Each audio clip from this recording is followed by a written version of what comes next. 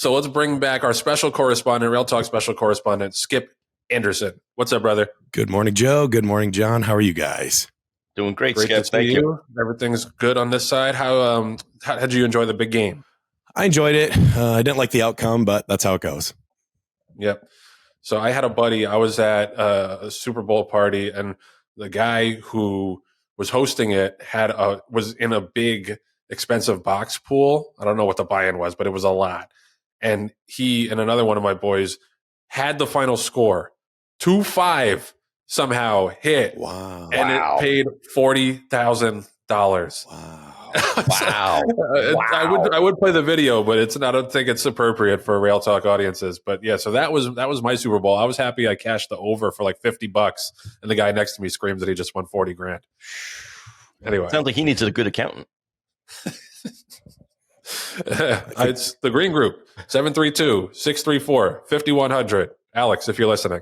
Anyway, let's get to it. Skip is back for another installment of Tackle or Trade. Skip, what do you have for us so far? Oh, we're going to have a good one this week, guys. So we're going to let John call this one. So, John, heads or tails?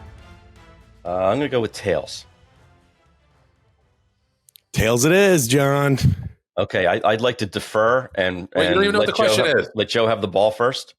Okay. Yeah, I'm being like what San Francisco should have done in the Super Bowl. Right. Okay, I'll take it. Okay. All right. Go ahead, Skip. What we got? All right.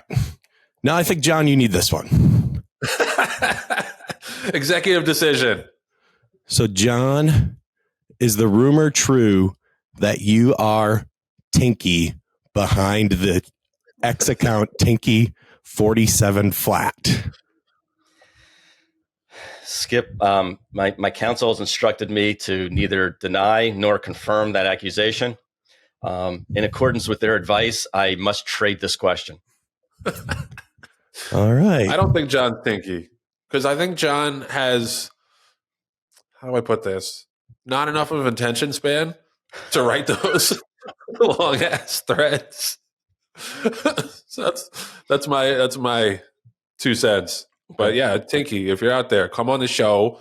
We'll blur you out like you're a murderer, and we'll alter your voice so no one will ever know who you are. But we'd love to chat with you. We are big fans, Tinky. We're very Seriously. big fans. And that was a viewer question, so that's why we asked that. Nice. So then my next question is, John, so you're not Tinky? My counsel has instructed me to neither deny nor confirm that accusation. All right. I plead the fifth. I plead the fifth. Damn it. All right. All right, Joe, this one's for you. Yep. You can tackle or trade this one. So in the spirit of Valentine's Day, share with us the most romantic thing you've done for your significant other on Valentine's Day. You're going to tackle or trade that? I'm going to trade it to John and hope he has a better story than the tailor-made chocolates. Well, that I've already used that on the show. So I would have to say that when I was asking Michelle to marry me, I had, at the time, Michelle was living in Richmond and I was up here in New Jersey. And I had Michelle's roommate at the time pack a bag for her with like a nice dress and everything like that. And then I went down to visit Michelle. We drove out to a bed and breakfast before like people even knew what bed and breakfasts were. And I asked the bed and breakfast owner in advance to fill a room with long stem roses and then say when we got there that the room was not ready. So we had to like walk around the grounds, and we walked around the grounds and found this very romantic wishing well. And I asked Michelle to marry me. And then we went back to the room and it was full of roses and her nice dress was there, almost like Cinderella. And then we went out that night and had a wonderful dinner and celebrated our prenuptials. Wow. Hope you guys are taking notes. Wow. And that was the second most romantic thing I've ever done. What was the first? Letting her go to India by herself? No, the tailor-made chocolates. Oh, of course. Of course. Wow. Wow. We're all just walking in your world, John. That is fantastic. That's what it's about. I don't know if you want to air this. It's gonna make a lot of people very unhappy. All right. We'll keep rolling. All right, Joe, here's your question. Go ahead. What current stallion better described your Valentine's Day? Rock Your World or Not This Time?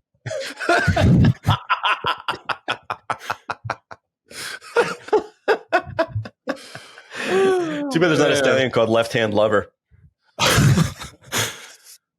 And I didn't know Rock if, Hard 10, huh? and I didn't know if Tap It was appropriate. Tap. Oh God! If I had to go one way or the other, it'd be wait, Not This Joe, Time, can I I interrupt you guess. for one more? Can I interrupt you for one more? I'm sorry. I'll give you a minute to speak. I know, Skip. I know your lovely wife Kelly. Her favorite stallion that describes you as Skip Away. Oh, sing! Okay, sorry. Probably. That was not worth the interruption, but I wanted to give you more time, Joe. No, it's anything that prevents me from answering this question. I would love. No, Rock Your World on a Wednesday night in general. We'll lean toward Not This Time. All right. Well, If there was a stallion called A Sensible Dinner and some drinks, that would be it. Appropriate nighttime. I got to tell you, I had the most fun researching these questions to come up with that one. So it was that was terrific. It was totally worth it. Oh my God. Yeah. All right, Joe, this one, or John, you're going to tackle this one or trade this one. So now that the NFL season is over, where do you direct your sports watching time? Oh, that's easy. It's all about the Triple Crown races. It's all about the Oaks. It's all about the Derby. It's all about, the really working backwards from the Haskell. This time of year is really exciting for someone like me, especially because the breeding season's opening, and this is my time. I love this time and October, November in this industry, because there's just so much action going on between the sales and the breeding and all the preps and everything like that. This definitely gets my motor running. This is easily takes the place of the interlude between football and football next season. Sounds good.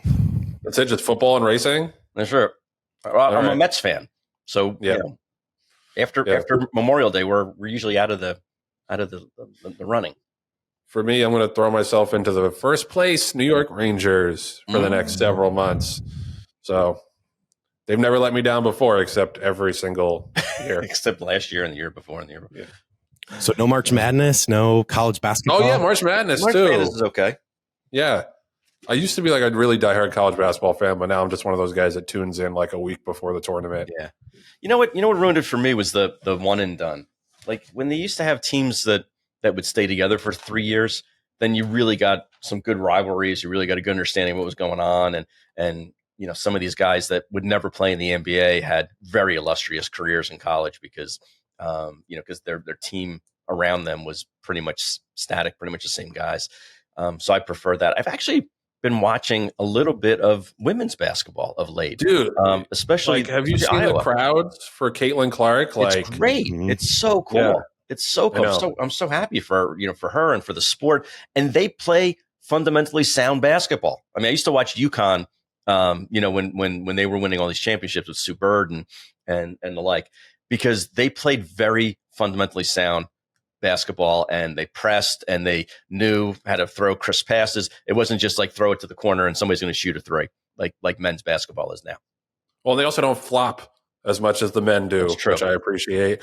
And it's just the depth of talent is so much better now. Like it used to be, like you're saying, pretty much just UConn and everybody else. Like Tennessee sometimes could compete, but now you have a lot of depth, like South Carolina, LSU, Iowa, UConn. Like there's a lot of teams that really have some stacked talent. Yeah, it's been incredibly fun to watch. Yep. And the WNBA product's gotten way better too. So yeah, it's really, really exciting. And like you say, I agree with you, John, that I think college football is going to start to be like this with the transfer portal, that guys don't stick around for 4 years anymore to really build those rivalries, and with the conference realignment. Anyway, we're boring the shit out of everybody who does not tune in to this for college sports ranting, but it's true. Like it's definitely gone downhill. All right, Skip, I think that's all we have time for today. But if you want to hit Skip up with some questions, tell him how, and tell him we might have a fabulous prize for them if they do. Yeah, for sure. If you want to get inside the heads of Joe and John, send me some questions on X at Baba Acres. And the first 3 people that send in questions that we use on the show for Tackle or Trade will get a limited edition Hades t-shirt sponsored by DJ Stable. Those are nice shirts too. Look at that. Look at that. Yeah. I got one on the way. Yep. And yeah, if you definitely want one of those shirts, DM Skip Baba Acres on Twitter /X, I guess. And hopefully we'll use your question on the show. Skip, thanks again for stopping by, brother man. Always good to see you. Thanks for having me, guys. Have a good one.